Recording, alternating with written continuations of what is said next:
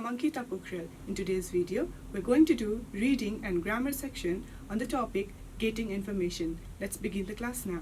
So, for the first part of the reading section for this unit, we're going to learn how to protect ourselves from COVID-19. Many of you must be familiar of how to do it, but let's refresh ourselves with the protective measures of COVID-19. The first and foremost, wash your hands frequently with soap. Wear masks. Stay at home if you feel sick. Next, cover your nose and mouth when you cough or sneeze. Avoid touching your face. Avoid crowds. Keep distance from others. Avoid touching other people's. Do not shake hands. So these all are the measures that we had put into practice during the pandemic, if you remember. Okay, let's move on to doing some exercises. So in number A, it asks us to write the words under the correct pictures. The words are cough, handshake, distance, sneeze and rub. So what do you think is the first picture? The first picture is, of course, rub. Second, sneeze. We can see a girl sneezing, covering her face with a handkerchief. This one is handshake. The other one, cough. And lastly, distance. Alright. Number B. Find the words from the poster for these meanings. Okay, here we need to go back to the poster that we had learned to protect ourselves from COVID-19 and then pick out words for the meanings given. Number A, save. Save is protect. Again and again. The meaning for again and again. Frequently. Ill, sick. Stop oneself from doing something. Avoid. A group of people together. Crowds. Alright, let's answer the given questions now. What should you wash your hands with? Do you remember? We've been practicing this every day. So we should wash our hands with soap and water. Where should you stay if you feel sick? What was in the poster? We should stay at home when we fall sick. Likewise, looking into the poster, you can easily find out the answers to these questions. Try doing it as your assignment. So here in the writing section, we have to write a short letter to a friend telling her or him the ways to be safe from COVID-19.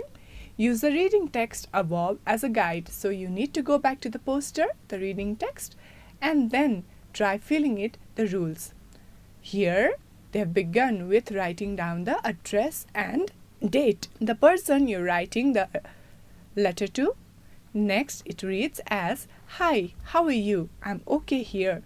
Yesterday, our teacher told us how to be safe from COVID-19. Let me tell you how you can avoid COVID. Here are some rules." So in the rules section, the blank given, you need to write down the rules that you have read earlier. For example, let me help you doing with one of the rules that we have read in the poster. The first one is wash your hands frequently with soap, right?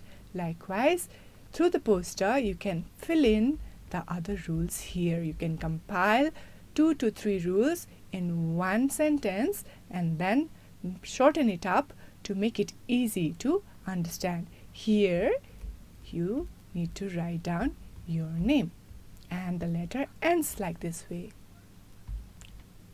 Let's not wait any further and read the given paragraph. Here we need to notice the use of the highlighted words. Let me also underline the words for your ease. So I have underlined 7 words here. We're going to read through the paragraph. Sophie is a hard-working student. She always wakes up at 6 o'clock in the morning and she never goes to bed late. She usually eats at 7 in the morning. After that, she goes to school. She is never late for school. Sometimes she has to take a bus to reach school on time. She is sometimes rewarded by her teachers for her good performance. However, She isn't very interested in sports, so she never takes part in any sport events at school. Still, she looks fit and healthy. So, we've noticed 4 different words here. Let's write them down. The first one, always. Second one, usually. The third, never. And lastly, so let's learn the meaning of these words very quickly in short. Number 1, always. What does always indicate? So always indicates that something happens all the time or without exception. For example, here in the second sentence, it's mentioned she always wakes up at 6 o'clock in the morning. So this is something that happens all the time without exception. Let's learn what's usually. Usually is something that happens most of the time but not always. Like it's mentioned here, the third sentence, she usually eats at 7 in the morning. That means she has her breakfast most of the time at 7, but it's not always the same timing. Okay, let's go to never. Never indicates that something does not happen at all. Here we read in this sentence, she is never late for school. That means the action of her being late never ever occurs. Sometimes. Sometimes indicates that something happens occasionally. Like this sentence reads, sometimes she has to take a bus to reach school on time. That means it is something that happens occasionally, not always. Okay? So these are the meanings of these words. So here we are about to read about Hong Kong Book Fair. It's the edition 31. Let's read the description of this fair. Fair dates are 14 to 20 July. That means Wednesday to Tuesday. Venue, the place where is it going to get exhibited. Hong Kong Convention and Exhibition Center that lies in Hong Kong. The opening hours for different dates. 14 to 15 July, the opening hours are 10 a.m. to 10 p.m. For 16 and 17 July, the opening hours are 10 a.m. to 12 midnight. That is level 1. It's going to get conducted in 2 levels. So level 1 is going to be held from 10 a.m. to 12 midnight. Next level is going to get held from 10 a.m. to 11 p.m. for the 2 dates. Okay? Next, organizer. Who's going to organize? Who is the organizer of this book fair? It's Hong Kong Trade Development Council. Now let's go to the categories that are going to be put into the exhibition. They are children books, religious books, stationery and art and crafts, e-books, hobby goods, multimedia products, sports and leisure products. So these are the things that are going to be exhibited in that book fair. Okay? Learn the meanings of the words in red from the text and use them to complete the following sentences. So in your book, whatever words are highlighted in red, I'm going to write it down here aside and then we are going to discuss the meaning. Edition. The next word is fair. The other word is venue. Then comes midnight. Then we have measure. Categories. Next, e-books.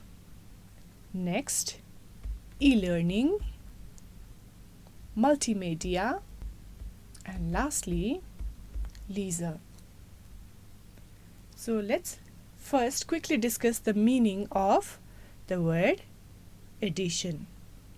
So edition refers to a particular version, form of book. It could be newspaper or any other published material. Here in this text, we read the edition of event. So here we get to know that an edition can also mean an occurrence, a version of event or program. Okay, so we are done with edition.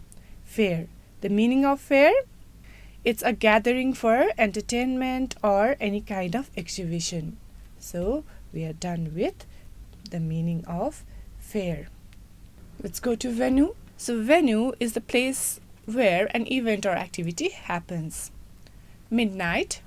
Midnight means 12 a.m., the middle of the night, of course. Major is large or important. It's a primary or significant part of something. Categories refers to groups or classes into which things are divided. E-books means a digital version of a book that is typically read on electronic devices like tablets or e-readers. So e-learning means learning conducted through electronic media, typically through the internet.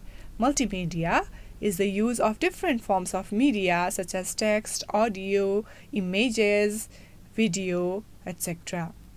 Leisure means free time spent during activities or enjoyment or relaxation. So let's write down words through the meanings here, the appropriate words. Prakriti Mandap is a popular dance for exhibition programs. So here we obviously can choose the word venue, right? Okay.